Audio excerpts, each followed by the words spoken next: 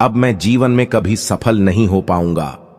बौद्ध सन्यासी ने उसे समझाते हुए कहा कि एक बार फिर से शुरुआत करो, फिर से संकल्प करो। लड़के ने सन्यासी से प्रश्न किया कि सुबह उठना इतना आवश्यक क्यों होता है और यहां पर सभी लोग इतनी जल्दी क्यों उठ जाते हैं? मित्रों, भगवान श्री कृष्ण कहते हैं, हे नारद जी। तब सन्यासी ने लड़के को समझाते हुए कहा कि सुबह यानी ब्रह्म मुहूर्त में उठने के पीछे बहुत बड़ा विज्ञान छिपा हुआ है। लड़के ने कहा कि कृपया करके मुझे वह विज्ञान बताने की कृपा करें। सन्यासी ने कहा कि रात्रि को 4 पहर में बांटा गया है। पहला रुद्रकाल, जिसका समय शाम 6 बजे से लेकर 9 बजे तक होता है। दूसरा राक्षस काल, जिसका समय 9 बजे से 12 बजे तक होता है। तीसरा गंधर्व काल, जिसका समय रात्रि 12 बजे से भर 3 बजे तक होता है। और सबसे अंत में जो पहर आता है उसे मनोहर काल कहते हैं।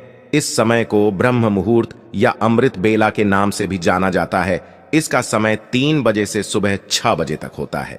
यह वह समय होता है जब पूरे संसार की नकारात्मक शक्तियां निष्क्रिय अवस्था में होती है और सकारात्मक शक्तियां सक्रिय होती है। ब्रह्म अर्थात देव मुहूर्त अर्थात समय।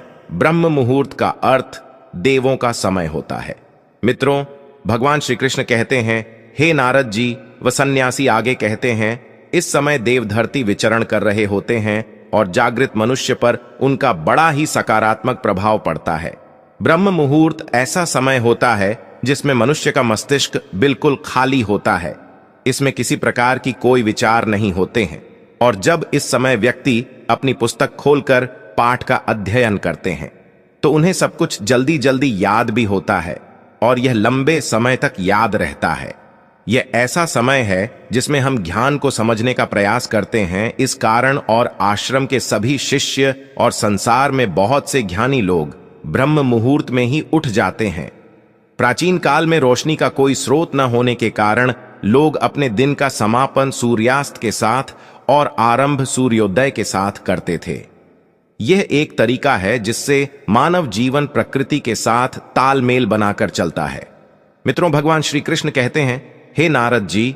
उस लड़के ने कहा कि ठीक है, मैं कल से अपना संकल्प फिर से शुरू करता हूं, किंतु ब्रह्म मुहूर्त में उठकर मुझे क्या क्या करना चाहिए? तब उस सन्यासी ने कहा कि ठीक है, मैं तुम्हें बताता हूं कि ब्रह्म मुहूर्त में क्या और कैसे करना चाहिए। सबसे पहले उठकर धरती पर पांव रखने से पहले धरती माता को प्रणाम करना चाहिए। मित्रों, भगवान श्री कृष्ण कहते हैं, हे नारद जी। वह सन्यासी आगे कहता है, अपनी हथेलियों की ओर देखो और ईश्वर को धन्यवाद दो कि उन्होंने तुम्हें आज का सूर्योदय देखने का अवसर दिया। इसके बाद नित्य कर्म और स्नान करने से शरीर ही नहीं बल्कि मन की शुद्धता भी बढ़ती है। स्नान करने के पश्चात ध्यान की प्रक्रिया होती है ब्रह्म मुहूर्त की। ध्यान प्रक्रिया की अवधि 21 दिन तक होती है। इस विधि का उपयोग तब किया जाता है जब आप अपनी कोई मनोकामना की पूर्ति चाहते हैं। यह ऐसा समय होता है जब व्यक्ति अपने आज्ञा चक्र को सक्रिय करने पर काम करते हैं। मित्रों, भगवान श्री कृष्ण कहते हैं, नारद जी। व सन्यासी आगे कहता है, आज्ञा चक्र दोनों भाव के बीच होता है। यह संकल्प का स्थान भी कहा जाता है। अगर इस चक्र पर केंद्रित किया जाए और अपनी मनोकामना को बार बार दोहराया जाए तो मात्र 21 दिनों के भीतर महत्वपूर्ण हो जाती है। अगर आपके मन में कोई अधूरी मनोकामना है और आप उसे पूरी करना चाहते हैं, तब सबसे पहले उस मनोकामना का स्पष्टीकरण कर लें। आपको क्या चाहिए यह निर्णय अवश्य कर लें। इसके बाद ध्यान की विधि को शुरू करें। ब्रह्म मुहूर्त में स्नान के बाद एक ऐसा स्थान चुनें जहां पर वायु का प्रवेश हो। ध्यान में शुद्ध प्राण वायु का होना आवश्यक होता है। ज्ञान की मुद्रा में रीढ़ की हड्डी सीधी होनी चाहिए, साथ ही गर्दन भी सीधी होनी चाहिए। सुखासन की अवस्था में दोनों हाथों को घुटनों पर रखकर आंखें बंद करके बैठ जाए। हाथ की मुट्ठी को बंद कर लें और 2-3 मिनट तक बिल्कुल शांत हो जाए। जब आपका शरीर स्थिर हो जाए और श्वास भी शांत हो जाए, तब उसके बाद अपना सारा ध्यान आज्ञा चक्र पर लगाएं। इस दौरान लंबी गहरी सांस लें और सांस को रोक कर रखें। इस समय आप अपनी इच्छा को मन ही मन दोहराएं। अपने मन की आंखों से इष्ट देव और देवी देवताओं गुरुओं का चिंतन करें। मित्रों, भगवान श्री कृष्ण कहते हैं, हे नारद जी, उस सन्यासी ने कहा, जब सांस को रोकना कठिन हो जाए तब धीरे धीरे सांस को बाहर की ओर छोड़े, सांसों को नाक से भरे और मुख से छोड़े। इस प्रक्रिया 3 को 4 बार प्रतिदिन दोहराना है। ऐसा प्रतिदिन करने से आपकी मनोकामना है वह अवचेतन मन तक अवश्य पहुंच जाएगी और इच्छा पूर्ति जल्दी होगी। आज्ञा चक्र सक्रिय होता है और हमारी आज्ञा को पूरा करता है। सांस को रोक कर रखने के दौरान शरीर में आपातकाल स्थिति हो जाती है, जिससे कि आप बेकार की बातें सोचने और विचार करने से बचते हैं। इससे मन की एकाग्रता बढ़ती है, तब इच्छाएं अवचेतना पहुंचाती हैं। ब्रह्म मुहूर्त के समय पर ईश्वर की विशेष कृपा होती है और कोई भी व्यक्ति को जब अपनी मनोकामना को इस समय दोहराता है तो उसकी इच्छा है जल्द से जल्द पूरी होती है। मित्रों, भगवान श्री कृष्ण कहते हैं, हे नारद जी, इस प्रकार सन्यासी ने उस लड़के को ब्रह्म मुहूर्त का महत्व बताया। अगले 21 दिनों तक उस लड़के ने बड़े ही मन के साथ इस प्रक्रिया को अपनाया। अब वह बहुत ही ज्यादा अनुशासित और शांत स्वभाव का व्यक्ति बन चुका था। उस लड़के ने जैसे ही अपना संकल्प का पूरा कर लिया, उसके पश्चात वह व्यक्ति बड़े ही प्रसन्न भाव से सन्यासी के पास पहुंचा और कहा, हे गुरुदेव, मैंने 21 दिनों का संकल्प पूरा कर लिया है। अब कृपया करके मुझे सफल होने का मंत्र बताइए। तब उस सन्यासी ने मुस्कुराते हुए कहा कि पिछले 21 संसद दिन से जो अभ्यास तुम करते हुए आ रहे हो, वही तुम्हारी सफलता का मंत्र है। जो व्यक्ति ब्रह्म मुहूर्त में उठकर ध्यान प्रक्रिया को सही से करते हैं, वह जीवन में कभी असफल नहीं हो सकते। तुम्हें ब्रह्म मुहूर्त का रहस्य पता चल चुका है। अब इस जीवन पर्यंत करो, तुम्हें जीवन के लक्ष्य और सफलता दोनों प्राप्त होंगे। उस व्यक्ति ने सन्यासी को धन्यवाद दिया और ब्रह्म मुहूर्त के नियमों का पालन जीवन पर अंत तक करने का वादा भी किया। अब मित्रों, भगवान श्री कृष्ण कहते हैं, हे नारद जी, अब तो आपको पता चल गया होगा कि ब्रह्म मुहूर्त क्या होता है। तब नाराज बोले, हे प्रभु, मुझे ब्रह्म मुहूर्त का संपूर्ण ज्ञान हो गया है। इतना कहकर नारद जी ने भगवान श्री कृष्ण को धन्यवाद दिया और इंद्रदेव के पास जाकर उन्हें ब्रह्म ज्ञान का संपूर्ण ज्ञान दिया। मित्रों, आप सभी भी अगर अपने जीवन में हमारी प्राचीन परंपरा को अपनाओगे तो निश्चय ही आपके जीवन में बहुत ही जल्द सब कुछ बदल जाएगा। मित्रों, आशा करता हूं यह जानकारी आपको जरूर पसंद आई होगी। दोस्तों, वीडियो पसंद आई हो तो वीडियो को लाइक।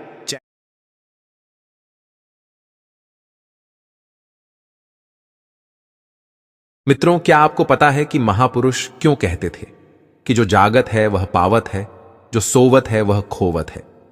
हम अक्सर अपने परिवार के बुजुर्ग लोगों से सुनते हुए आ रहे हैं कि सुबह जल्दी उठना चाहिए। वे हमें सुबह उठने के 1000 फायदे गिनाते हैं।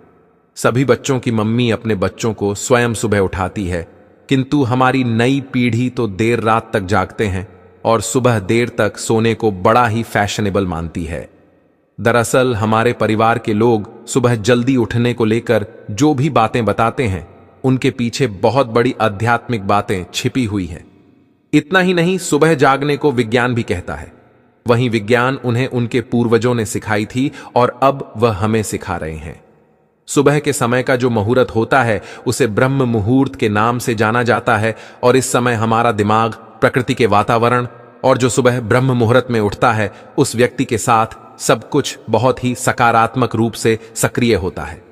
रोज रोज सुबह के समय पर जो भी प्रार्थना या ध्यान किया जाता है उससे सकारात्मकता और सफलता मिलती है। मित्रों, ऐसी ही विडंबना पर एक कथा व्याप्त है। इस कथा में सिर्फ ब्रह्म मुहूर्त के रहस्य के साथ एक ऐसी ध्यान की विधि बताएंगे जिससे अगर कोई 21 दिन अपनाता है तो वह अपने सपनों को साकार कर सकते हैं। उसे ब्रह्मांड की शक्तियों की विशेष मदद मिलने लगती है। इसके साथ वह व्यक्ति अपने मन को स्थिर और बुद्धिमान बन जाता है। दोस्तों, ब्रह्म मुहूर्त की शक्तियों को जानने के लिए आइए हम गुरु जी से विस्तार से जानते हैं कि वह क्या कहते हैं इसके बारे में। नमस्कार दर्शकों, ब्रह्म मुहूर्त को समझने के लिए हम इसको एक कथा के माध्यम से जानते हैं। प्रिय दर्शकों, एक समय की बात है, नारद जी जब आकाश मार्ग से होते हुए जा रहे थे तभी रास्ते में उनको इंद्र देवता मिले। वह नारद जी से पूछने लगे कि हे नारद जी, मैंने देखा है कि प्रत्येक इंसान जो सुबह के समय ब्रह्म मुहूर्त पर उठते हैं वह बहुत सुखी रहते हैं। ऐसा क्यों है? अब नारद जी को इस बात का ज्ञान नहीं था। उन्होंने कहा कि इंद्रदेव, मैं तुमको तुम्हारे प्रश्न का उत्तर कल दूंगा। और वहां से सीधा पहुंचे भगवान श्री कृष्ण की नगरी वृंदावन।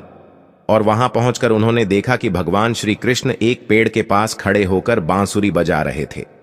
जैसे ही नारद जी श्री कृष्ण के पास पहुंचे, श्री कृष्ण ने बांसुरी बजाना बंद कर दिया और नारद जी से बोले, हे नारद जी, आप बड़े चिंतित दिखाई पड़ रहे हैं, आपको किस बात की चिंता है? तब देवर्षि नारद जी बोले, हे भगवन, आज मैं आकाश मार्ग से होता हुआ वैकुंठ लोक की तरफ जा रहा था। तब रास्ते में मुझे देवराज इंद्र मिले। उन्होंने मुझसे पूछा कि हे नारद जी, जो लोग सुबह सुबह ब्रह्म मुहूर्त में उठते हैं वह सभी इतने खुश क्यों रहते हैं? हे भगवन, मैं इसी प्रश्न का उत्तर आपके पास जानने के लिए आया हूं। तब भगवान श्री कृष्ण कहते हैं, हे नारद जी, वाकई में इंद्रदेव ने आपसे यह प्रश्न पूछकर समस्त मानव जाति का कल्याण किया है। आज कलयुग के मानव के लिए यह प्रश्न इतना महत्वपूर्ण है जैसे उसके शरीर में बसी हुई उसकी जान है। देवर्षि नारद जी, मैं आपको इस प्रश्न का उत्तर एक कथा के माध्यम से बताऊंगा। कृपा करके आप इस कथा को अंत तक जरूर सुनना, और जो भी मनुष्य इस कथा को पूरा सुन लेगा वह कभी भी इस अवसर को अपने हाथ से जाने नहीं देगा। ब्रह्म मुहूर्त का रहस्य जानकर पूर्ण जीवन बदल जाएगा। प्रिय दर्शकों, तब देवर्षि नारद जी बोले, हे भगवान, आप कहिए तो सही, मैं इस कथा को पूरा सुनूंगा और समस्त लोक जगत में भी विख्यात करूंगा। तभी भगवान श्री कृष्ण कथा को सुनना प्रारंभ करते हैं। एक समय की बात है, एक नगर में लड़का रहता था। वह लड़का अच्छा था, लेकिन उसकी एक खराब आदत थी। वह देर तक सोता रहता था। सुबह उसे जगाने के लिए लाखों प्रयास किए गए थे, किंतु सब ने हार मान ली थी। वह लड़का कभी 9 बजे से पहले नहीं उठता था। जब वह बालक था, तब परिवार ने सोचा कि जब यह बड़ा हो जाए तो इसकी आदत में सुधार हो जाएगा। किंतु वह लड़का जैसे जैसे बड़ा होता गया, उसकी यह आदत और भी ज्यादा गहरी होती चली गई। दुनिया इधर से उधर हो सकती थी, लेकिन वह लड़का कभी जल्दी नहीं उठ नहीं पाता था। उसके पिता उसकी इस आदत से बहुत ज्यादा परेशान रहने लगे थे। उस लड़के को ढेरों नकारात्मक शक्तियों ने घेर लिया था। वह सभी को पलट कर जवाब देता था, दिन भर उदास रहता था। इसका असर उसके स्वास्थ्य पर भी पड़ रहा था। जब उस लड़के को यह पता लगा कि उसके सारे मित्र सफलता को प्राप्त कर चुके हैं, तब वह और भी ज्यादा दुखी हो गया और ईश्वर को कोसने लगा। वह बार बार कहता था कि मेरी किस्मत खराब है, किंतु उसके पिता अच्छी तरह से जानते थे कि उस लड़के के असफल होने के पीछे क्या कारण है। मित्रों, भगवान श्री कृष्ण कहते हैं, हे नारद जी, एक दिन की बात है, उसके पिता को किसी सन्यासी के बारे में पता चला। तुरंत वह अपने बेटे की समस्या को लेकर वह तुरंत ही उस सन्यासी के पास जा पहुंचे। पिता ने उस सन्यासी को बड़े ही विस्तार से अपने बेटे की आदतों के बारे में बताया। मित्रों, भगवान श्री कृष्ण कहते हैं, हे नारद जी, सन्यासी ने कहा कि कल आप अपने बेटे को इस आश्रम में आने को कहिए। पिता घर की ओर चला गया। उन्हें पता था कि अगर वह सीधे तरीके से बेटे से सन्यासी को मिलने के लिए कहेंगे तो वह कभी तैयार नहीं होगा। उन्होंने बेटे को अपने पास बुलाया और कहा, तुम्हारे सारे मित्र जीवन में सफलता प्राप्त कर चुके हैं, क्या तुम सफल नहीं होना चाहते हो? लड़के ने उत्तर दिया कि जरूर पिताजी, किंतु जब भी मैं अपने मित्रों से उनकी सफलता का रहस्य पूछता हूं तब वे मुझे कुछ नहीं बताते हैं। मित्रों, भगवान श्री कृष्ण कहते हैं, हे नारद जी, पिता ने कहा कि मुझे यह रहस्य पता चल गया है कि वह सभी क्यों सफल होते जा रहे हैं। लड़के ने बड़ी उत्सुकता से पूछा, क्या पता चला है पिताजी? पिता, कृपा करके आप मुझे बताइए। पिताजी ने कहा कि कल सुबह तुम्हें एक सन्यासी के आश्रम में जाकर उनसे मिलना है। यदि तुम वहां पर समय से पहुंच गए, सन्यासी तुम्हें ऐसा मंत्र बताएंगे जिससे तुम सफल हो जाओगे। किंतु समस्या एक ही है। लड़के ने पूछा, क्या समस्या है? पिता ने कहा कि जब तक तुम सोकर उठे गए तब तक सन्यासी से मिलने का समय समाप्त हो जाता है। मित्रों, भगवान श्री कृष्ण कहते हैं, हे नारद जी, लड़के ने कहा कि पिताजी, मैं कल पूरी रात जागता रहूंगा और सुबह सन्यासी से मिलकर आऊंगा। पिता ने कहा कि ठीक है, सदैव उस सन्यासी की आज्ञा को मानना। पिता की बातें सुनकर वह लड़का बहुत अधिक उत्सुक हुआ। जीवन में पहली बार उसने रात्रि जागरण किया, किंतु थोड़े ही समय में उसे नींद आ गई और वह सो गया। मित्रों, भगवान श्री कृष्ण कहते हैं, हे नारद जी, अगली सुबह जब उठा तो उस पता लगा कि सन्यासी से मिलने का समय समाप्त हो चुका था।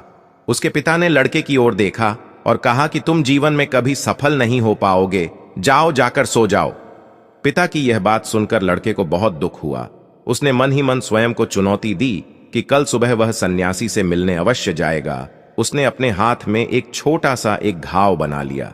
दर्द के कारण उस लड़के को रात भर नींद नहीं आई। मित्रों, भगवान श्री कृष्ण कहते हैं, हे नारद जी, यह ऐसा पहला अवसर था जब उसने अपने जीवन में पहली बार सूर्योदय देखा था। वह तुरंत ही तैयार होकर सन्यासी से मिलने के लिए चला गया। आज उसका अनुभव कुछ अलग था। वह बेहद शांत महसूस कर रहा था। चलते चलते वह लड़का जैसे ही सन्यासी के आश्रम में पहुंचा, वहां पर उसने देखा कि सन्यासी और उनके सभी शिष्य ध्यान लगाकर बैठे हुए हैं। मित्रों, भगवान श्री कृष्ण कहते हैं, हे नारद जी, ध्यान का समय समाप्त हुआ। तब लड़का उस सन्यासी के पास पहुंचा और उन्हें प्रणाम करते हुए बोला कि आपके पास कोई ऐसा मंत्र है जिससे मैं सफल हो सकता हूं? कृपया करके मुझे वह मंत्र बताइए। मैं भी अपने मित्रों के समान सफल होना चाहता हूं और अच्छा जीवन जीना चाहता हूं। मित्रों, भगवान श्री कृष्ण कहते हैं, हे नारद जी। सन्यासी मुस्कुराए और बोले, अच्छा, तो तुम वही बालक, तुम्हारे पिता मुझसे मिलने आए थे और उन्होंने तुम्हारे विषय में मुझे सब कुछ बताया। मैं तुम्हें वह मंत्र अवश्य बता देता, किंतु अब। लड़के ने जैसे ही किंतु शब्द सुना, लड़का घबरा गया। उसने पूछा, किंतु क्या देव? मित्रों, भगवान श्री कृष्ण कहते हैं, नारद जी। तब सन्यासी बोला, मैं तुम्हें वह मंत्र बताऊंगा, किंतु अगले 21 दिनों तक तुम्हें मेरी आज्ञा माननी होगी। मैं तुम्हें महामंत्र 21 दिनों के बाद बताऊंगा। तब तक मैं तुमसे जो भी कार्य कहूंगा तुम्हें वह करना होगा। यदि तुम असफल हुए या कार्य के बीच से तुम्हारा संकल्प टूट गया, तब इस मंत्र का असर नहीं होगा। दृढ़ निश्चय के साथ उस लड़के ने कहा कि मुझे आपकी सारी आज्ञा स्वीकार है। मैं अगले 21 दिनों के लिए आपका दास हूं। आप जो भी कहेंगे मैं वही करूंगा। मुझे केवल और केवल उस मंत्र के बारे में जानना है।